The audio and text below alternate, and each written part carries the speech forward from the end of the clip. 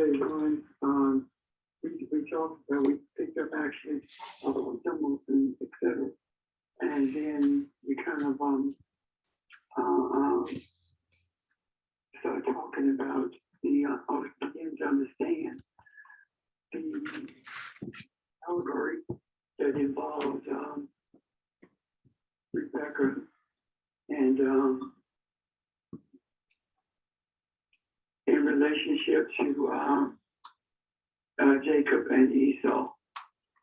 And I want to see if there are questions from those of you who may have been on yesterday. And if not, then Ron will give us a recap and we'll go from there. Any questions? Or comments? Okay, Mr. John. Okay.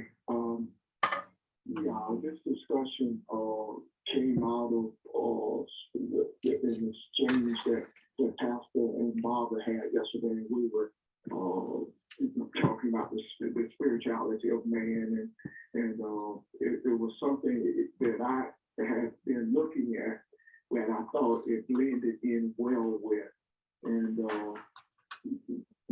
when Barbara brought up Jacob and Esau, I saw what, at least I think I saw what she was referring to, and sort of took opportunities, I guess, to show what plug in with the information that I had as well. Mine started yesterday though, looking at.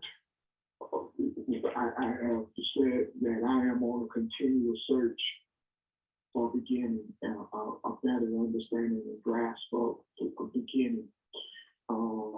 And I feel good about where we are with that. However, I feel that there is more, something else to grasp onto, not only in understanding, but also as we move in position of action.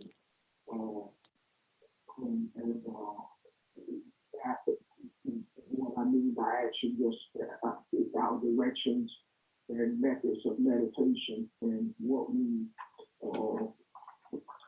further in the aim that we set forth, the goals that we set forth for a couple of years ago. So, and what I saw was the deadening of spirituality in the earth, not only in America, but in the earth. And it is that way because the earth is primarily, and especially America, is primarily run by masculine energy. Feminine energy has been completely shut down. And the energy that fuels the world is the energy of the African. But I introduced the term of dichotomy, which talks about the whole being divided into two parts and trying to occupy the same space. And we talk about that division that can be physical or spiritual, psychological, economical. So the African trying to assimilate and reach their place, and it is an impossible task. But he is the spirituality, and he sends out the energy, whether he realizes it or not. And it's that energy that is spinning in the earth. And we even went back as far as and discussed the crucifixion and how the Africans may be responsible for that portion as well. So if there are any questions about any of that, before I get back into Genesis and looking at Isaac and Rebecca, Jacob, and Esau.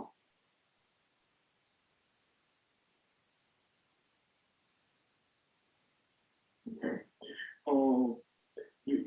The thing that we looked at is, in order for there to be life, in order for there to be holiness, in order there to be any type of spirituality, any type of movement, any type of growth in the earth, there has to be feminine energy. It cannot be stagnant with masculine energy. There is no growth there. There is no life. Okay. So in looking at that, we started looking at the last two verses in chapter 24 of Genesis, when Isaac and Rebekah go into the tent of Sarah, and what takes place, the blossoming or the union that takes place there under the umbrella of the love and the support and the protection, if you will, of Sarah. Sarah, i.e. Abraham, those two being one entity, but Sarah being his protector, Sarah being the spiritual bond of peace and that of those two, and even the authority that Sarah had. And so when we looked at that, it sort of started. We started in verse 21 of chapter 25, and when God spoke with Rebekah when she conceived, and he tells her the two people, two nations are growing inside you.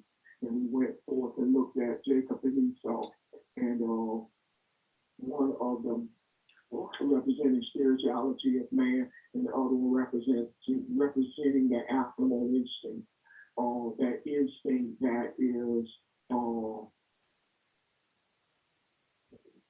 short-winded, meaning he's not a deep breather, he's not a deep thinker, he's not a meditator. He acts on his impulses, whether that be his sex drive or his hunger for food or his hunger for power, whatever the case may be. He just reacts to whatever his body tells him needs to take place. And that the whole I'm trying to sum this up, and I'm going through all of it, y'all. So if there's something that I missed or something that needs to be said, let me know. But as I was saying yesterday, one of the most important verses in this chapter is verse 28 of chapter 25. It says, "Now Isaac loved Esau because he had a taste for gain, but Rebekah loved Jacob." That seems so subtle, and you know, we read it and move past it, but it sets something up. What we will see past that, if you can look at Jacob, if you can look at Isaac and Rebekah as being one entity, one being, the feminine part of one being and the masculine part of that being. So what you see here is the feminine part is the spiritual part. It is the femininity that brings about the spiritual part. So I mentioned on yesterday about the femininity, about this feminine energy. There is no such thing as holiness. No matter what you see or hear on TV, holiness is being set apart, right? Being moved apart. When you move apart so that you can be filled. So if you are masculine, there is no feminine energy, there is no womb, there is no a place of softening or submission. There is no deep vision or meditation where you can see past your own ambitions. Then how can there be holiness? How can you be filled with anything? So it is the feminine energy in us, each and every one of us, that houses the spirituality. And it is that portion that brings about the balance.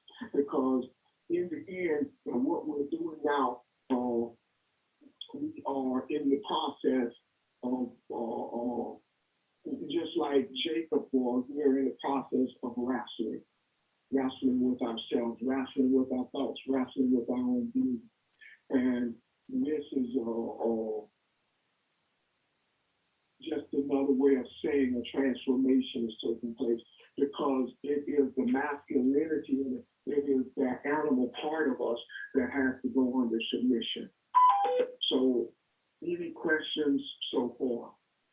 And then I want to recap the birthright, and I want to come out. I did not get into the blessings yesterday, not really, but as I said to you, the blessing and the birthright cannot be separated.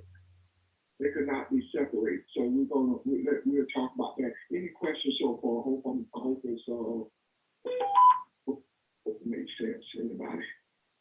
Did I skip anything? I have one. When you said the animal part of us, can you elaborate on that, please? Yeah, I'm saying that part of us that acts on our nature, it reacts to the body. The body is the component in you that drives all of your decision making. Where we see it through politics. We see men hurting each other for power. We see it through racism. We see it through, it is nothing spiritual about that. It is, I want to subdue you. I want to be over you. I want my status is over you. We see it in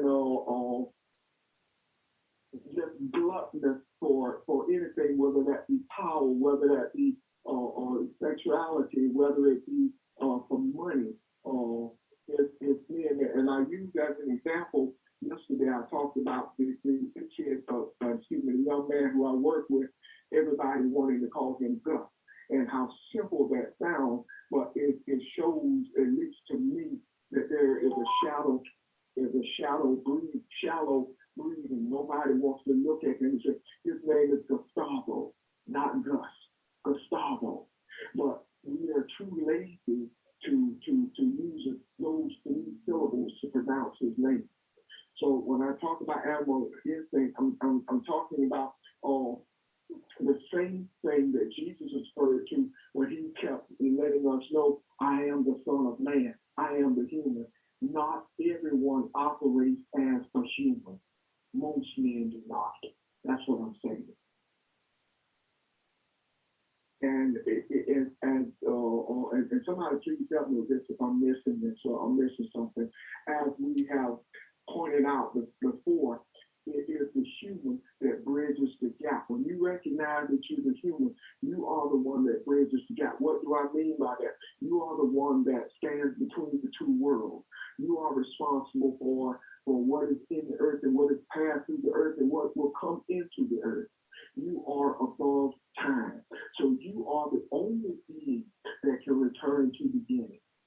You are the only one that can make a difference. You are the only one who can bridge the past, present, and future.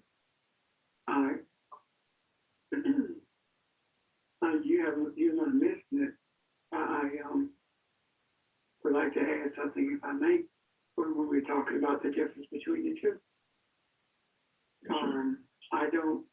The difference between the idea of being animalistic and being the human is so ingrained, so subtle until we can miss it. And the idea of simply occupying a body makes you human is so deeply ingrained in us until it is extremely difficult sometimes for us to embrace the concept of the difference between the two. And we use the terms often because there are atrocities that people commit, and we say that they are not human. When Hitler did what he did to the Africans and the Jews there in Germany, we said he's not human, he's an animal.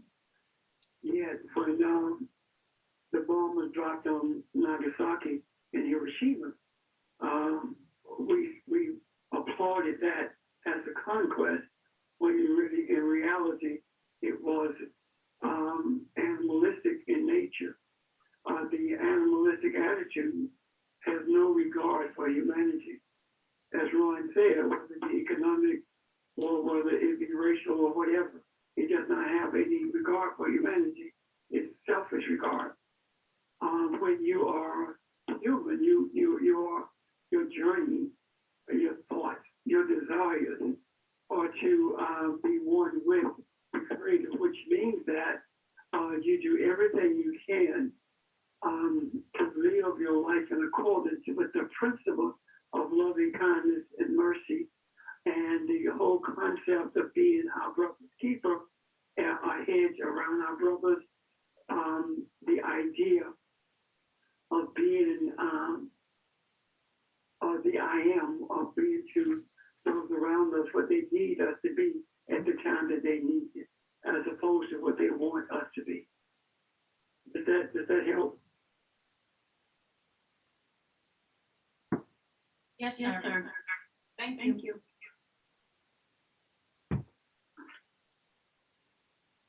Anyone else? Thank you, Pastor. Anyone else? Any questions or comments?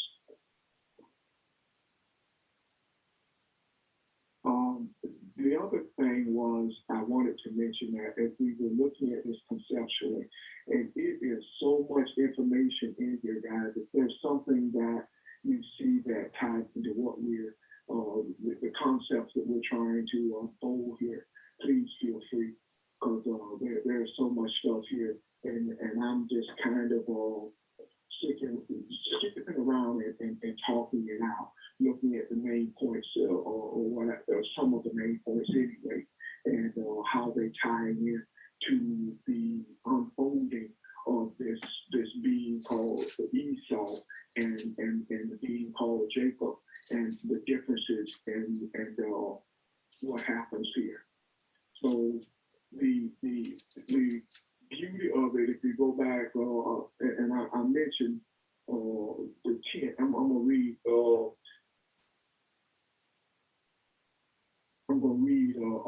verse 66 and 67 of chapter 24, okay? And the servant told Isaac all the things he had done. This is the servant who went to get Rebecca, that Abraham said to get Rebecca, okay? And then to get a wife for Isaac. Then Isaac brought her into his mother Sarah's tent. And he took Rebecca, she became his wife, and he loved her. Thus Isaac was comforted after his mother's death. And I'm saying that is one of the key verses in how all this works, because from that point on, Isaac and Rebecca are one. The feminine and the masculine energy merge together, and they become one. So looking at this, as we pointed out yesterday, it looks, and we'll talk about the dysfunction of it, and or at least the appearance, so and what that looks like, and why that looks that way, and as we go along. But what this points to, Sarah is the very key piece here. Sarah is the balance of Abraham. She is that spiritual piece. She is the beauty of Abraham. So when you look at this, her tent in this place, in this wilderness, in this place where you are contemplating, you're trying to find yourself, you are in a place of confusion. Her tent represents a place of peace. It represents love. It represents protection. It represents balance. So it is that place that these two succumbed to and laid down and became one. It is with that spiritualness, that place internally that bonds this whole thing, and that's going to play a significant role as this thing unfolds. Okay, any questions about that part of it? A comment, maybe? Yes, sir. When you talked about the tent, the chuppah being the place of balance, place of where you become one. When we look at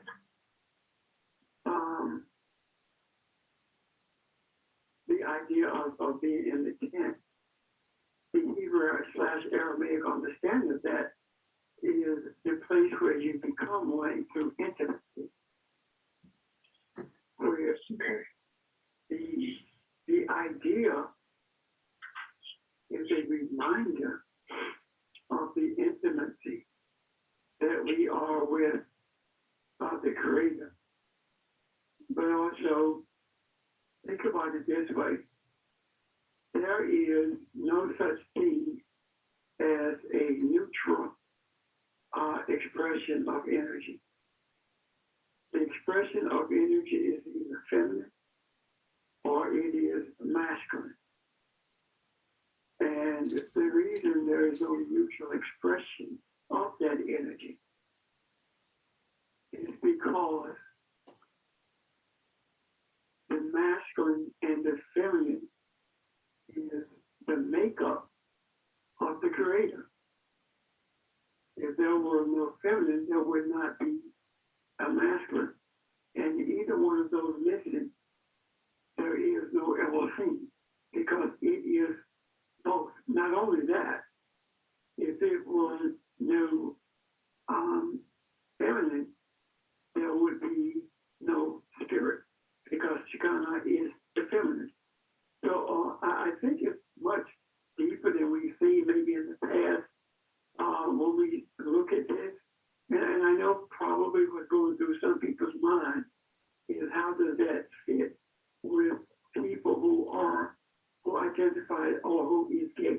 How does that fit with them? It doesn't change what the energy represents. It's just that because of our animalistic attitudes, we have labeled people and put them in a category as opposed to seeing them for who they are and understanding that your body type of your body, the way your body presents, does not determine all the time what type of energy you're going to manifest. Yeah, Pastor, and that's a good point to pause and look at that a minute. I was just thinking of two examples when you say that, because it is hard for us to, I guess, kind of wrap our minds around that you are both masculine and feminine, and it's interchanging so much during the day you don't recognize it. Not something that you flip you or switch you have to flip. As you become in touch with yourself and recognize who you are, and through your meditations you recognize it then. I remember when I was a little boy, and I mean a young kid, there was this man, and he was a good man, but I feared him. I mean, I think I might have been 10 years old, so before I even saw him smile. I mean, he was very rugged, strong guy, and you know, his kids feared him. And when he walked in, everybody just kind of moved out of the way, kind of guy. But he wasn't a bad guy, but as being a kid, I didn't know that. I mean, I did know it, but I didn't know him. And one day I was standing in his yard, and he pulls in the yard and he gets out of the truck. And he walks in up the steps to go in the kitchen, and his wife meets him. And she hands him a baby. And his whole facial expression changed. And here he sat there on that step, playing with that baby. And I was in amazement. And I feared him no more. And I grew up that he and I became very close. But what I'm saying is, even to this day, if I tell him he has feminine qualities, he would be insulted by that. But I saw it demonstrated that particular day. There is a couple that I work with. There are two gay men, married men, and one of them is my work partner, and we work together all the time. You don't, you know, there's nothing that tells you he's gay or until his partner comes around, and then he becomes submissive. And that is very evident to me, and to look at the dynamics of how that relationship works. So what am I saying? I'm saying it is here, it is the energy that is in us to use to for spiritual advantages. And it's, our aim is love and kindness and peace and forgiveness in the earth. But these things are there, and it's a part of all of us, whether we deny it or not, or we embrace it or not, it is there. But as we started the conversation off, I was talking about the masculine energy of the combativeness of the African and the European man in the earth, especially in America, and how that has stymied any type of spiritual growth. And so I hope that kind of makes sense. I just throwing a couple of examples out there. It's thoughts, feelings, and emotions that change who we are or what we become. So I hope that fits. Right. This is Kathy, see Kathy. So it's because the feminine energy is what caused, like, if you see people that say they're gay, they have like some kind of arrogance about them. So what causes that? The feminine energy or something else? Oh, I can't answer, Kathy. I don't know. I don't know about arrogance. I was just talking about their dynamics between the two of them. One of them, at any given moment, when one of them never yields, he's always the masculine one, and the other one always gives in. The funny thing, though, between the two of them, the one that gives in all the time is the one that always gets his way. But they have their own little relationship and how it works. I just enjoy watching it to see the dynamics of how they work together. They have a great relationship. They really do. But I just enjoy watching it, and I can tell, just the differences when I see them together. So that was the reason why I used this one to point it out. Just my observation, the things that I've observed with just those two guys. I'll address Kathy, if I may. Okay. The persona that's presented, be it arrogance, anger, it's usually based upon how they've been treated. There are times when people who are gay have been mistreated so much until they feel like they have to fight just to breathe. And sometimes it does come across as arrogance. Sometimes it comes across as being mean and hateful. And there are times when it comes off as being divisive and covert in terms of who they are. So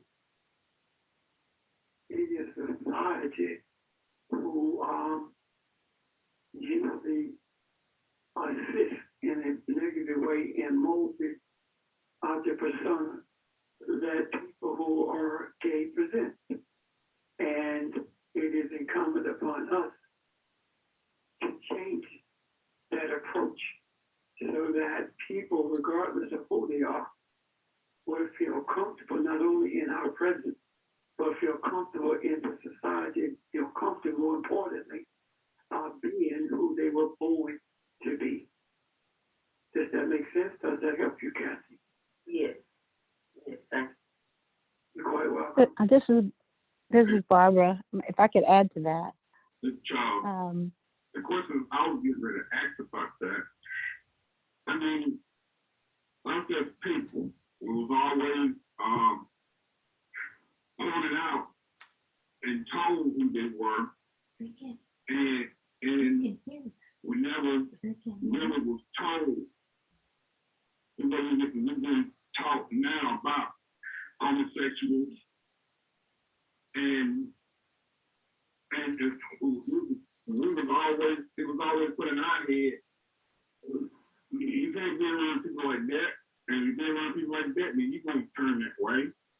that child, for instance, that one child playing with a dog, the parents either whip him or throw the dog away. I mean, it's been inbred in us not to fool with those type people, not to play with those type people, boys with those people, or you get into, you understand what I'm saying? I understand what you're saying, Charles. I do. And what you just described is what I was saying. The way we treat people molds the way they present themselves.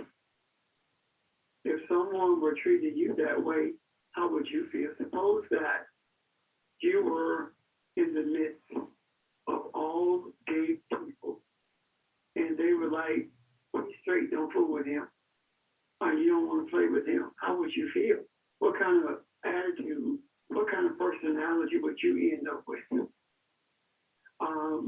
Keep in mind that this attitude that we have developed towards homosexuality is based upon the same myth that was constructed about race and everything else. It came from the same source. It came from religion. And when you look at indigenous people, I was reading about the Lakotas, indigenous people in this country who live in South Dakota, North Dakota.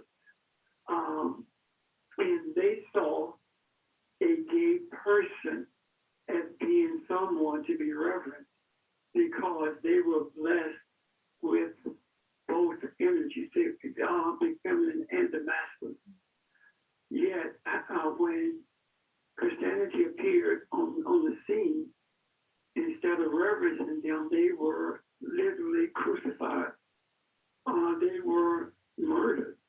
And so if you were treated that way, how would you respond? So I think it is imperative that we look at our attitude towards people based upon the labels that religious society, government, whatever, culture, society that's placed upon them. If you look at the scriptures, there are no labels. The labels come from the animalistic attitude. And I hope that helps. It did. Thank you. Ron. Hello? Can I interrupt for a minute? Hello? Audrey, are you there? No, this is Barbara. Barbara, I'm sorry. Okay. Can you hear me? Go ahead. I'm Hello? sorry. I don't know. I'm getting feedback. Are you getting feedback from me? Hello? Hello? Guys, can you mute your phones, please? We can hear you, Miss Barbara. Okay. Thank you for responding because I didn't know. I wanted to respond to and add on to something that Pastor and Ron were talking about. Hello? Zoom. And evidently you guys can't hear her.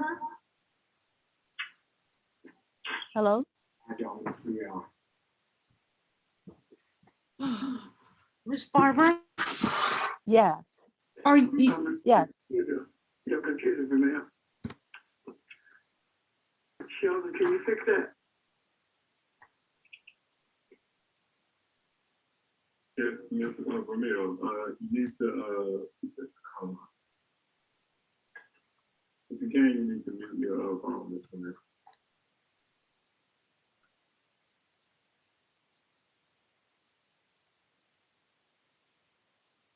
Hello? We can hear you, Miss Barbara. Okay. I wanted to respond and add on to what Pastor and Ron were talking about as they related information about arrogance and the question that Kathy asked. and Pastor said that, you know, oftentimes the way we present is based on the way we've been treated in the past. But there are times when the way we present is simply based on the way we present, because there are lots of people who are heterosexual who present as arrogant, who present as selfish, who present as consumed with self too. And so just because someone purports to be homosexual does not necessarily mean they're the only ones who might present as being arrogant. I just wanted to make sure that we don't. Okay, Sheldon, I aren't muted saying the that. computer. Okay, give me 1 second. Okay. It's gonna take 1 minute.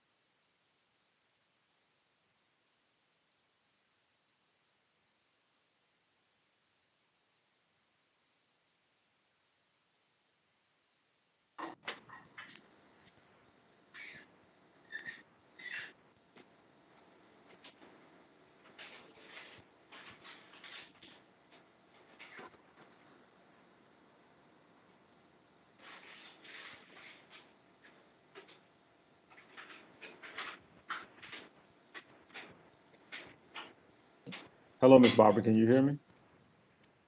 I can. Okay, you can start speaking now. Sorry Do I about have to that. repeat it? Do I have to repeat? Do I have to repeat what I said? No one heard you. Okay. You had I was practice. simply. You had practice Oh, to get all your thoughts together. okay. I was simply saying that I wanted to add to what Ron and Pastor said about the question that Kathy asked regarding arrogance, et cetera. And I wanted to just remind us all that that sometimes arrogance and selfishness and all of that, whatever we think we see in others as to what they present is what they present.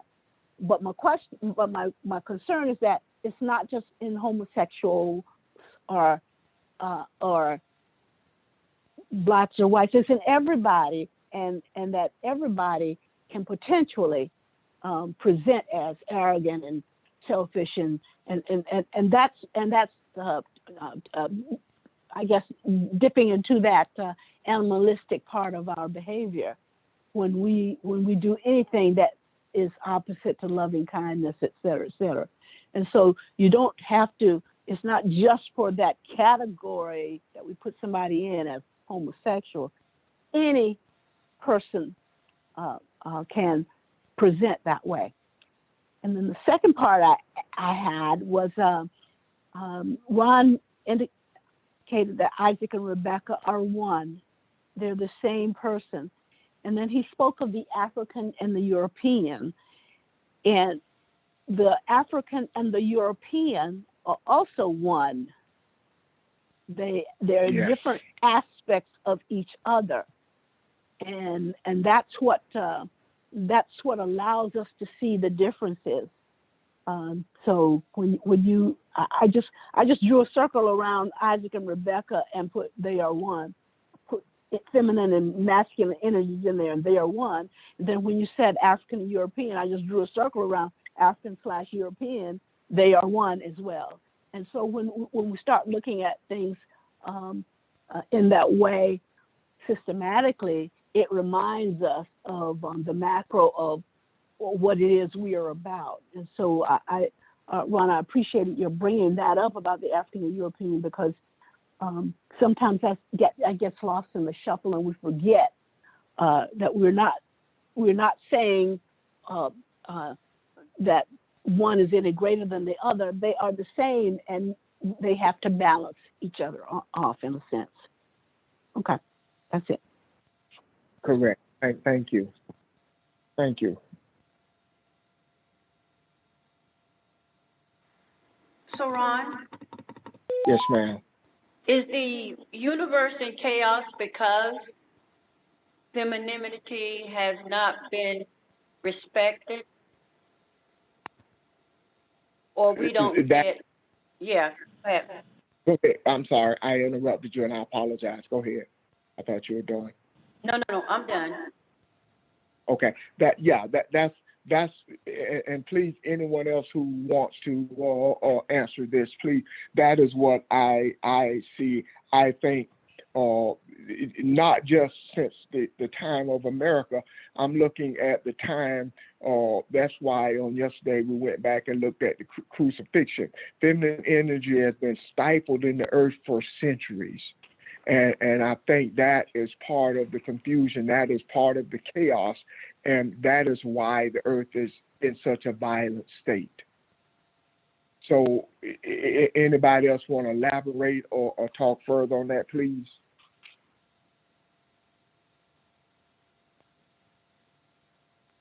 I think it's just what you stated, Ron. Okay. Does that make sense, Evelyn? And that's where we come in. That's what we're doing now. When we talk about bringing enlightenment, we are also talking about bringing in warmth.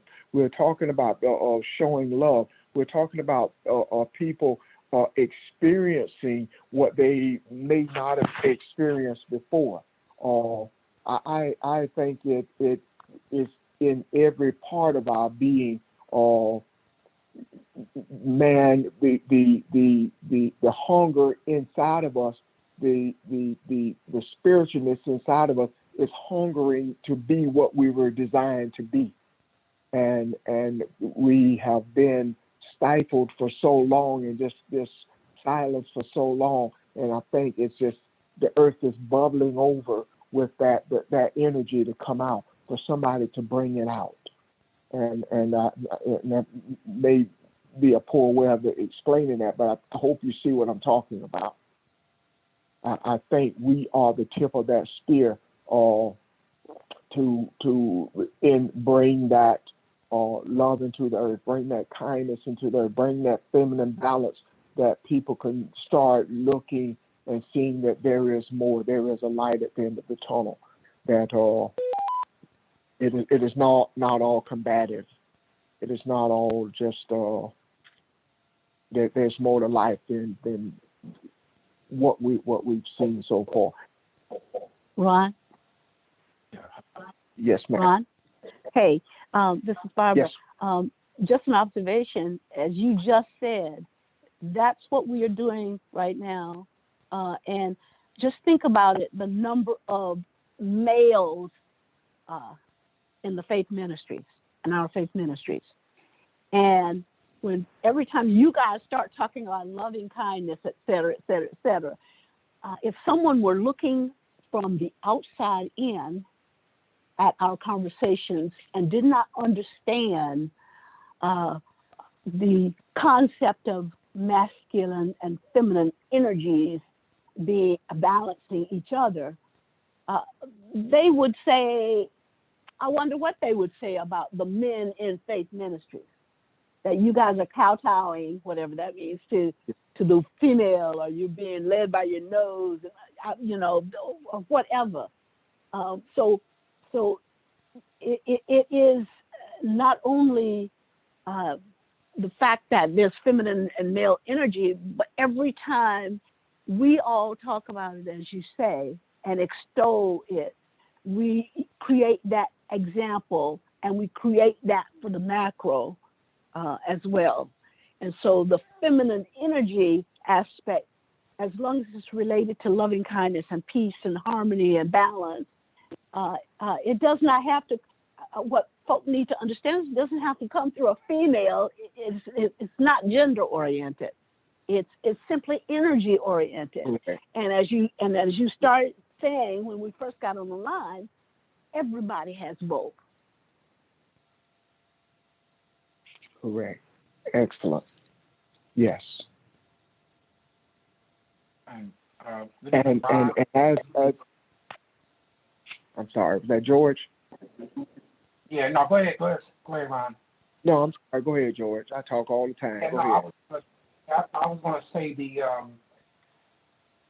example that you gave us in reference to your neighbor in terms of the gentleman on the outside, being masculine, but at the same time when he held that baby, you could see, the love, you could see, that side of him in terms of sometimes people looking at it visually, as you saw it, you saw the love in him. And I think that conversation is one that needs to manifest where we can talk about those things. I think Charles used another example in terms of when we were, brought up that you don't, mess with dolls, or, there's a certain stigma in terms of what we were taught. But at the same time, as men, well, when I was a boy, I was given a gun, when I was a child.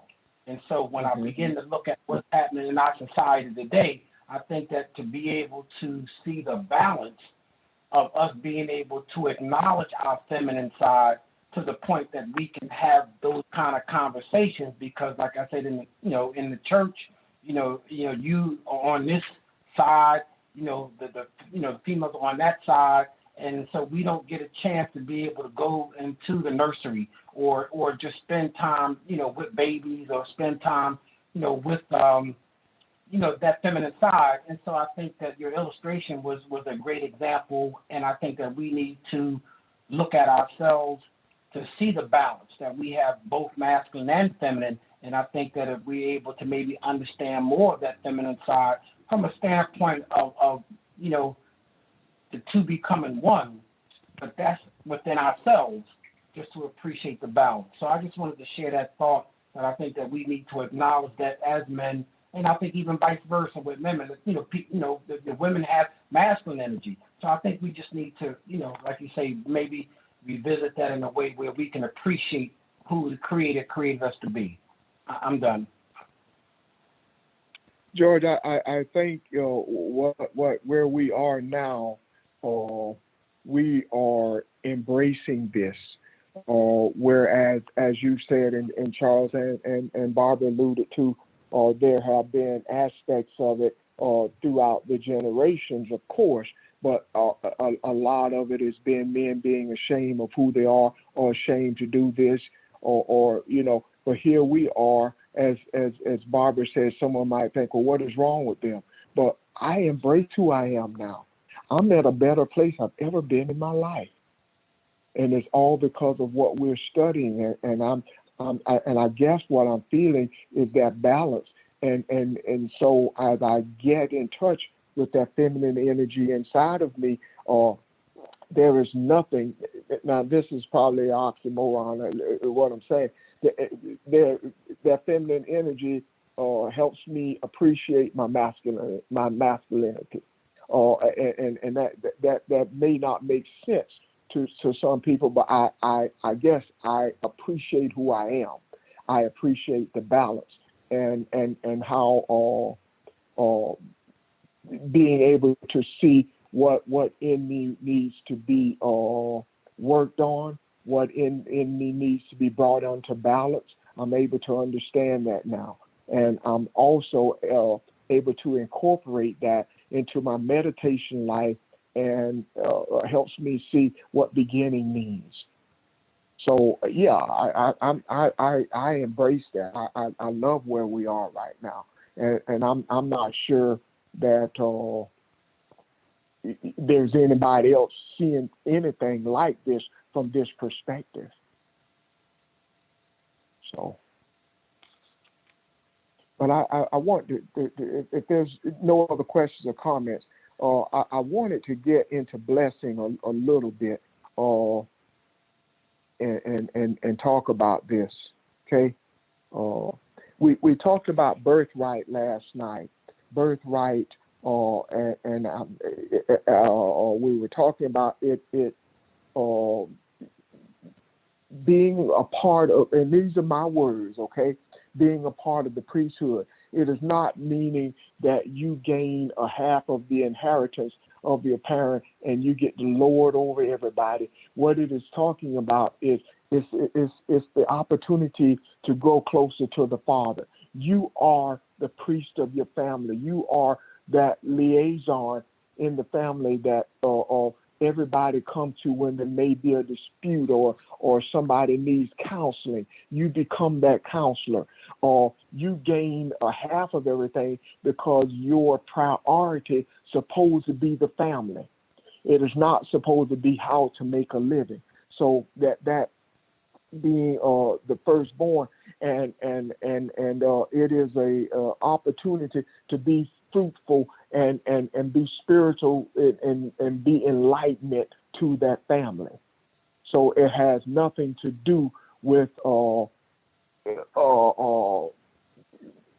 I guess what we've been taught. You get half of everything and you get to lord it over everybody and your status is above everybody. If anything, if any way to look at this, what it is saying is you become a servant.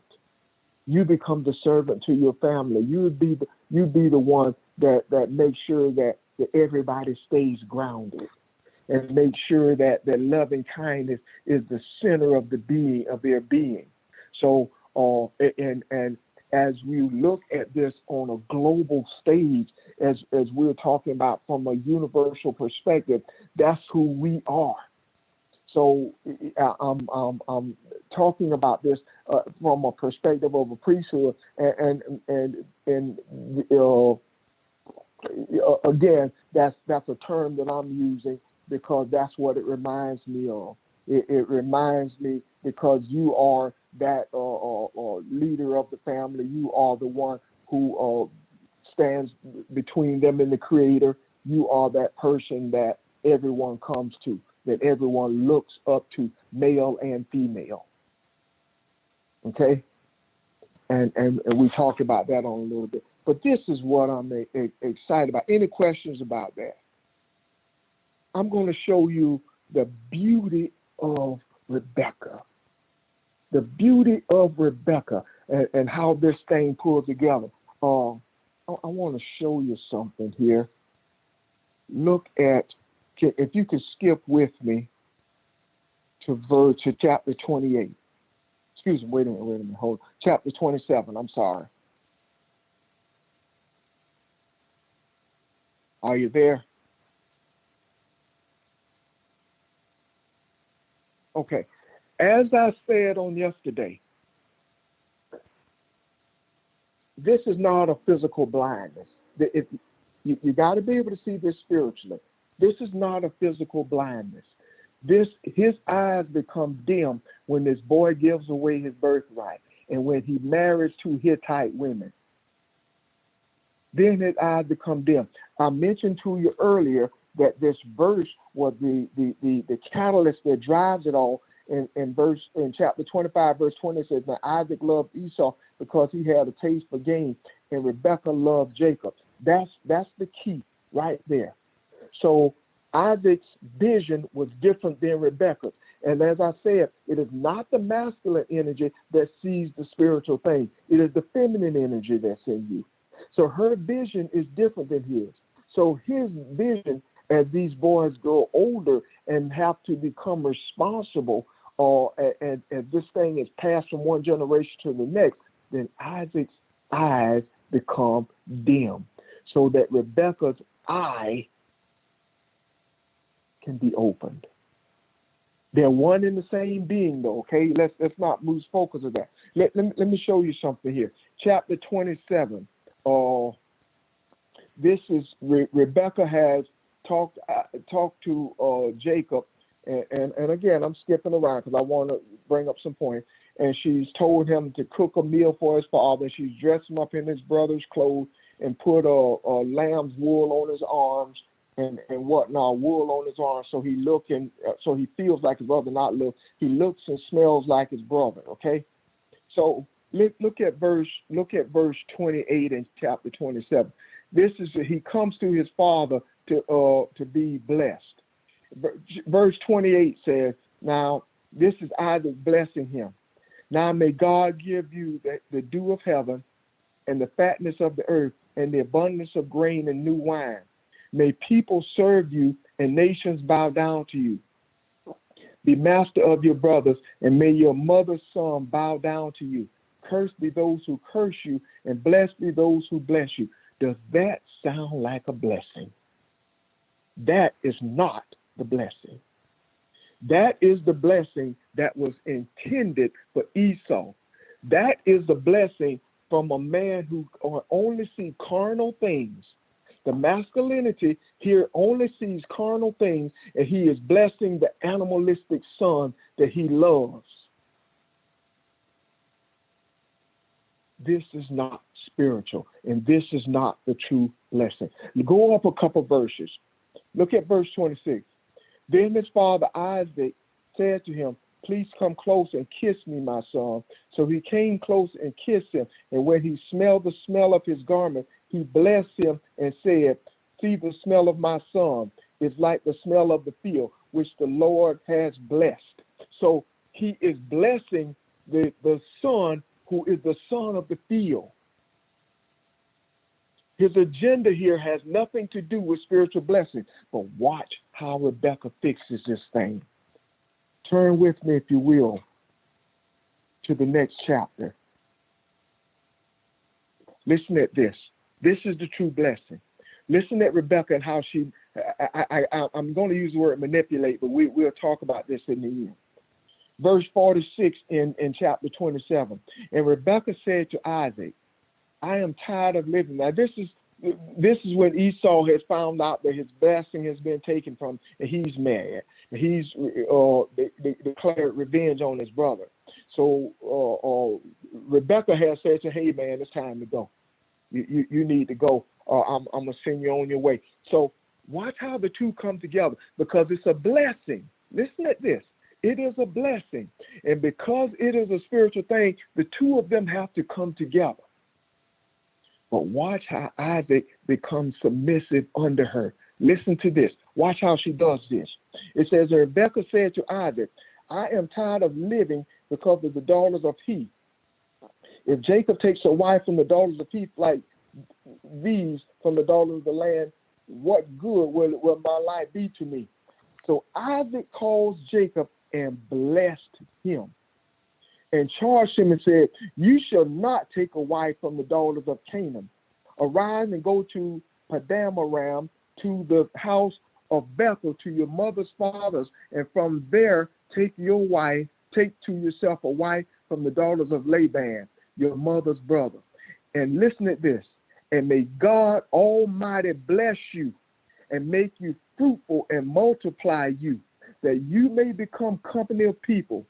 May he also give you the blessing of Abraham to you and your descendants with you, that you may possess the land of your sojourning, which God gave to Abraham. That is the blessing. Not those other words. That is the blessing. Huh? I'm sorry, Pastor, you said? Huh? Read it again, please. Okay, I'm almost. You just want me to read the blessing part, starting verse 3. Blessing.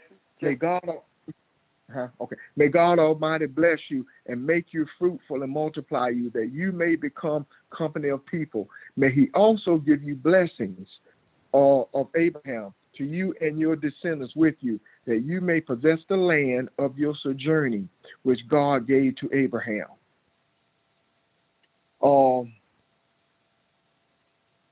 I guess, go all the way back to the first verse in 20. And Isaac called Jacob and blessed him and charged him and said, and you should not take a wife from the daughters of Canaan. Arise, go to Padam Aram, to the house of Bethel, your mother's father, and from there take to yourself a wife from the daughters of Laban, your mother's brothers. So that's all of it together. I went back and started at the first of the chapter.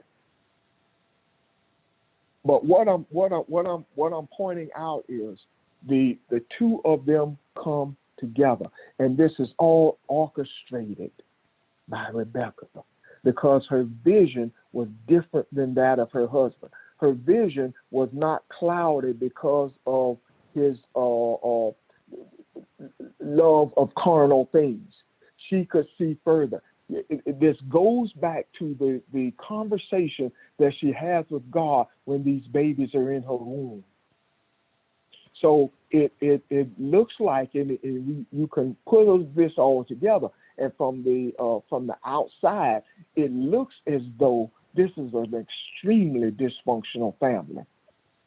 But as Barbara talked about yesterday when we talked about the deception and how Jacob ended up marrying Leah, and some of the other scriptures, I'm thinking about the spies in the land and the harlot that lied and said they went the other way. I mean, if you can go,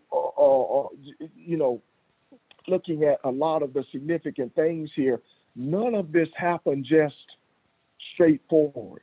A lot of it had to be done. Why? Because you're dealing with man. You're dealing with man, and what she does here is the spiritual part. Although it appears to be manipulation, it is a spiritual thing that needs to be done. And this is the part that I don't want us to miss. This is a perfect example of the helpmate. She is surrounding him. She is protecting him. And how is she doing that? By standing against and opposing him. She becomes an umbrella for him. Because this spiritual thing has to be done. It does not matter about the law, because if you look at this thing, Esau was never equipped to have the birthright. Why? Because he did not want it. His heart was not in the right place. This is a spiritual thing. You cannot possess something if you do not see it. We talked about the chaos that's in the land right now. This is the type of chaos that I'm talking about. There is no place for that birthright here, because there's nobody or in our government, there's nobody in our churches, there's nobody who has a heart for man. So where would they put a birthright? This is spiritual. There's nobody who wants to be the priest. There's nobody who wants to give up their life and their livelihood and their ambition and their free will to be the priest, to take care of the people, to have that kind of heart and love for the people. So this manipulation, if you will, is spiritual, and it had to be done.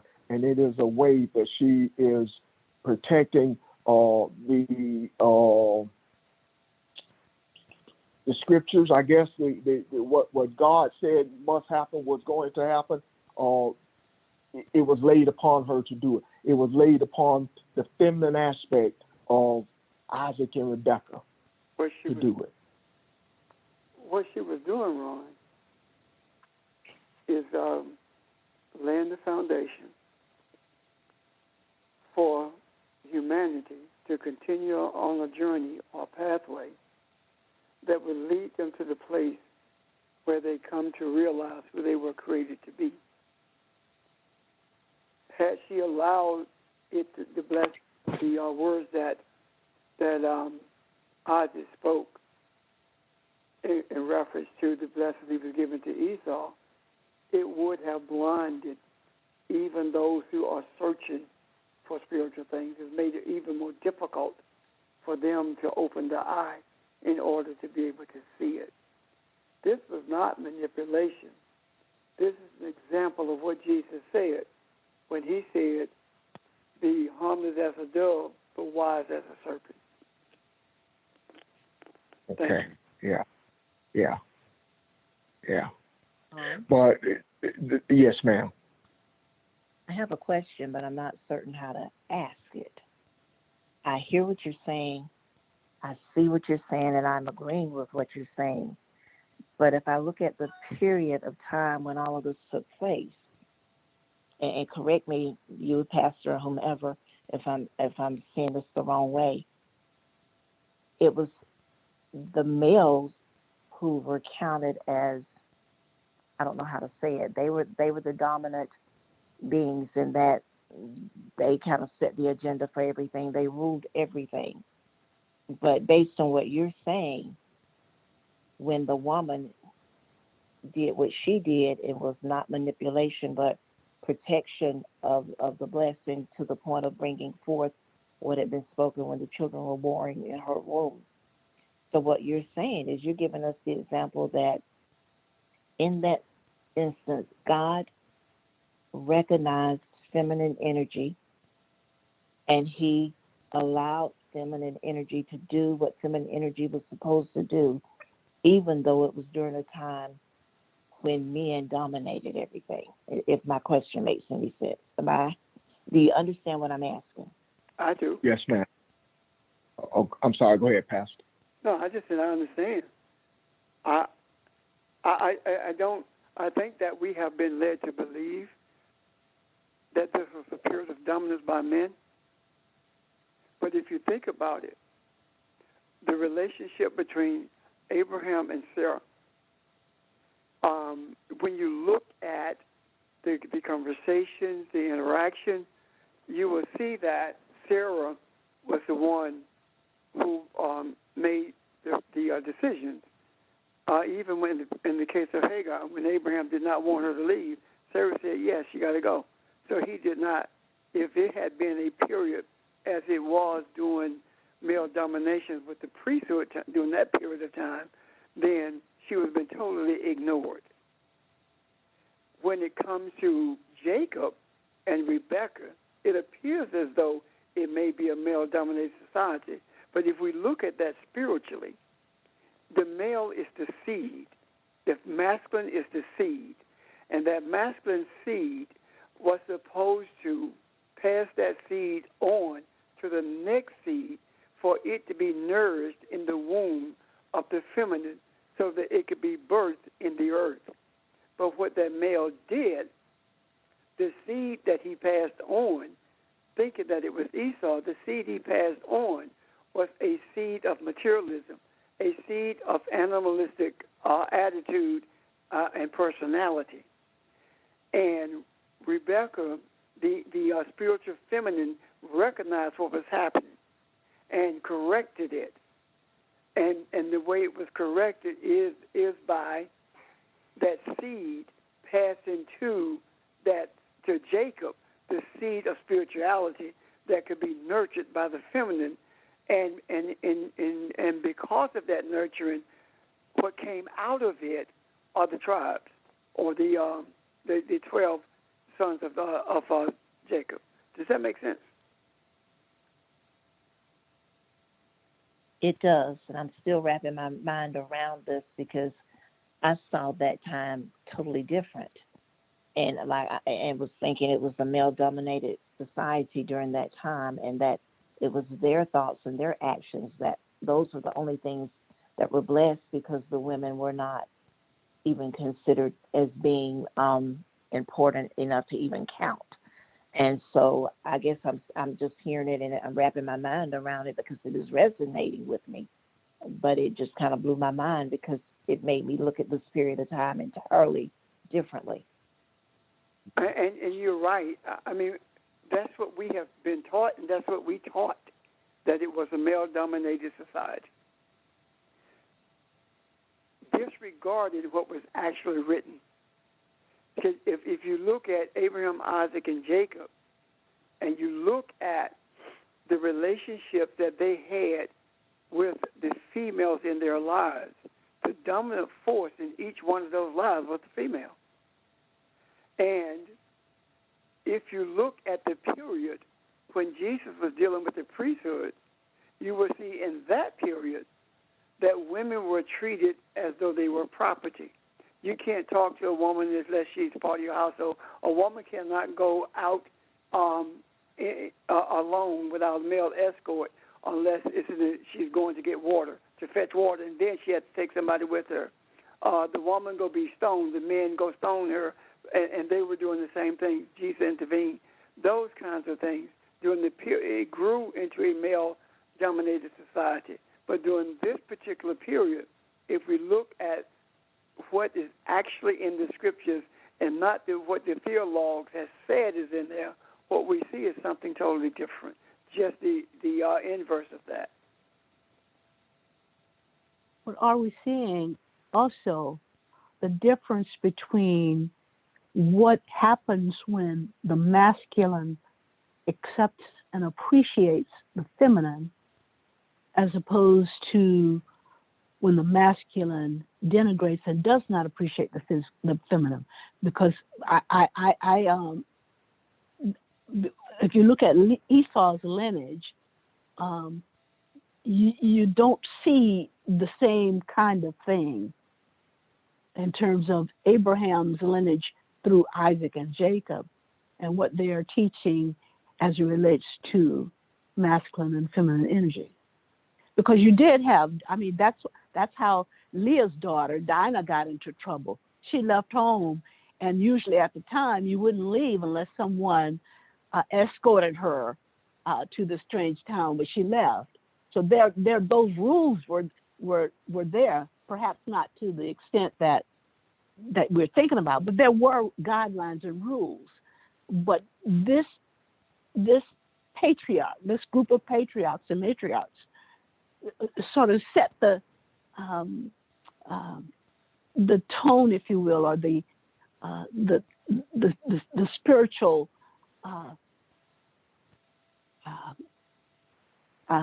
I can't explain it. They set the spiritual template for what it means to work together in a balanced relationship. Maybe an evolution of it, that the Abraham, Isaac, Jacob, and their wives. What we're looking at is, yes, there were rules, but they were there to protect. Dinah was raped because she was unescorted, and because she was not supposed to go alone, she was not protected. So the reason she was supposed to be escorted was for protection. However, that evolved into a male-dominated society. The evolution of it evolved into something that was never intended to be. Does that make sense? Yeah, I hear you.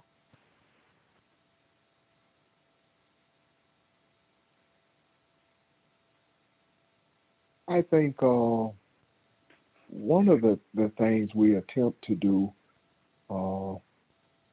is look at this from a different perspective, as though we've never read it before.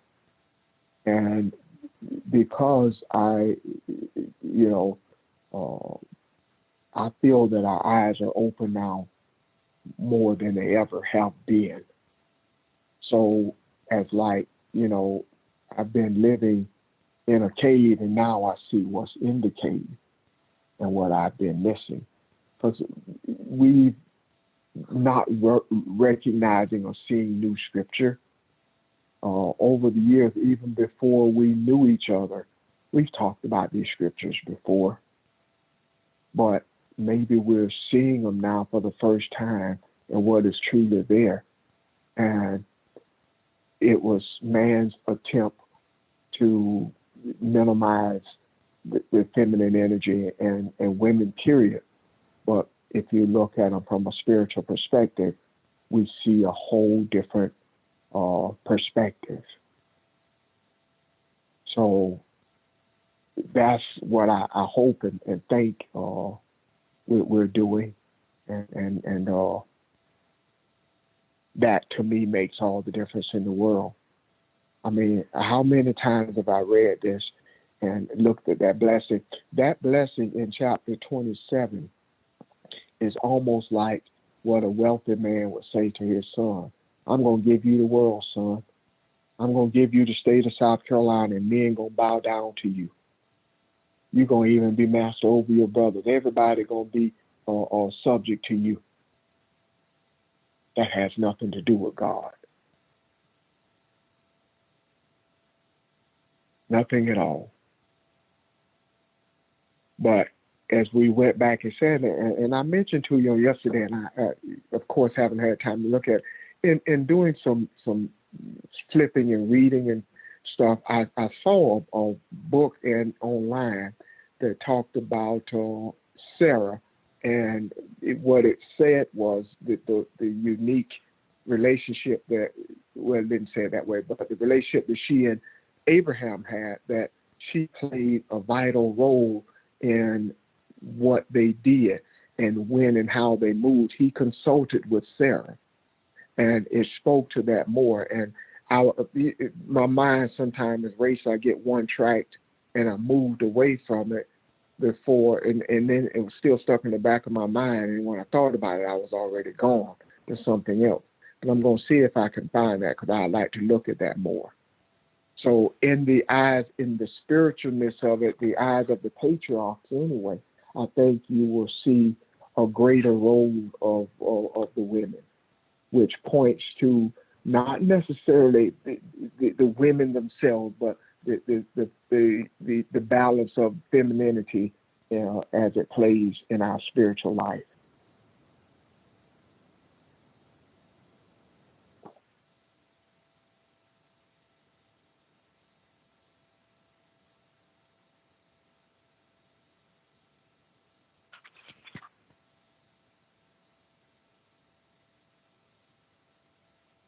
Hey, Ron, this is Charles again. Don't you know, Yes, most ministers were never picked up on that, just like the way you picked up on this?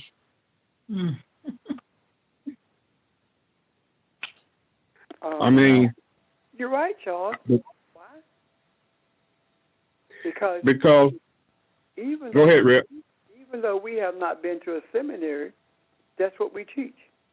We have been teaching what has been taught in the seminary. And that is the reason. We have taught what we see with our eyes and not what we have seen with the eye. Therein lies all the difference in the world. And as Ron said earlier, our eye is clearer now than it's ever been before. And because of that, it's like right now what I see with Ron in relationship to these scriptures and others, of course, that he has found things in or been shown things rather, is no different than Moses speaking to his father-in-law about being the eyes as they traveled through the wilderness. As we traverse the wilderness, or as we travel this journey, what has taken place is that Ron's eye has been shown something that's beneficial to humanity, and it is up to those who are searching for truth to ferret it out so that we can get an even clearer understanding of it. So it is an introduction to something so that we can get a clearer understanding of it, so that as it is put into the macro, it is in such a way that regardless of how you understand or how you hear or what language you speak, you are able to grasp it. Does that make sense? Yes, it does. Okay, good. Lamar? Well, and the other thing I wanted to say to this was, this was about as far as I read, but as you know, I keep going back to the wrestling. See, the scripture makes that sound like it happened overnight. It talks about him wrestling till morning. That's not a time clock morning. That's till he had enlightenment. This is the dawn of a discovery, and that discovery is him.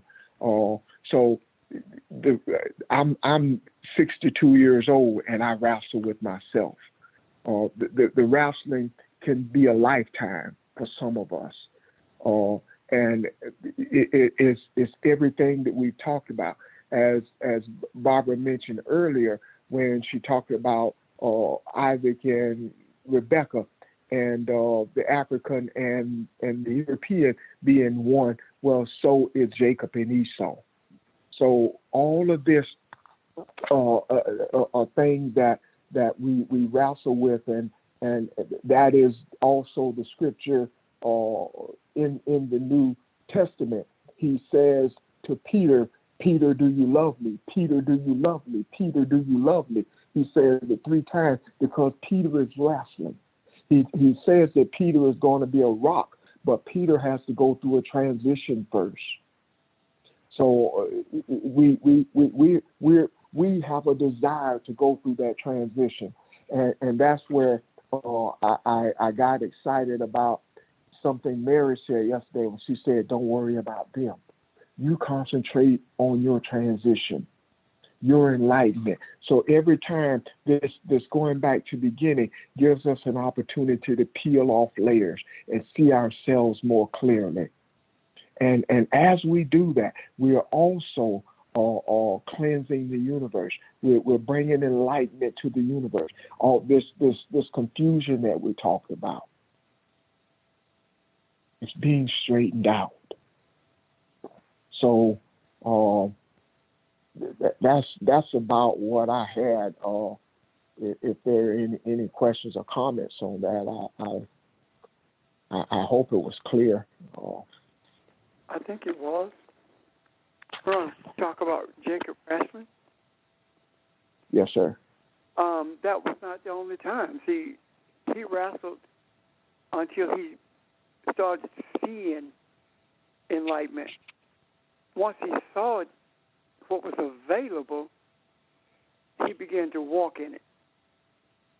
And yes. And he declared that this is where I'm going to live. When he called it Bethel, the house of God, he declared, yes, I'm going to live. And he had other times in his life when he wrestled, but he knew then, he knew the reason he was wrestling. He knew the journey that he was on at that point.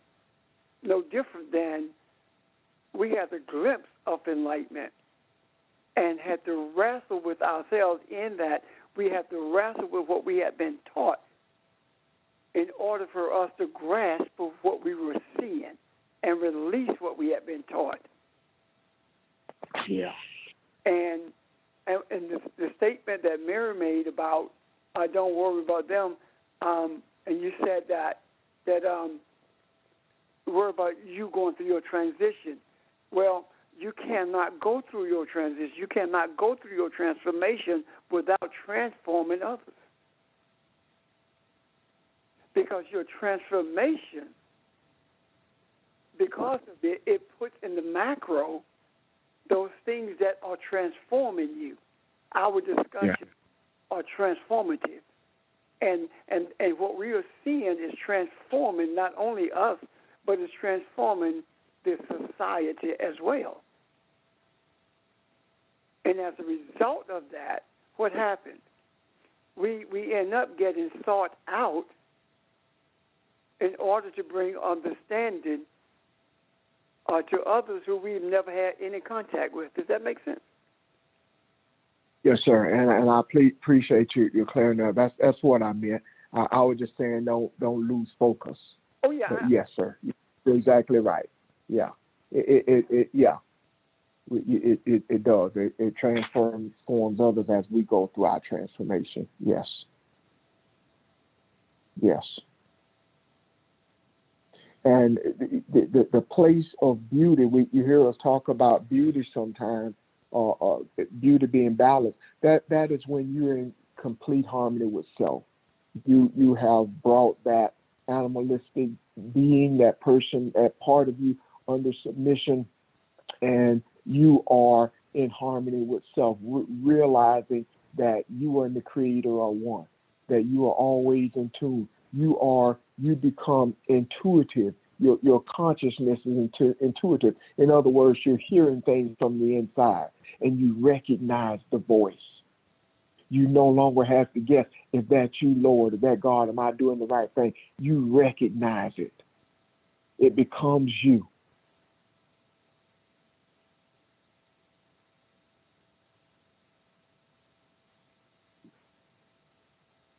Okay. That's all I have for questions or comments.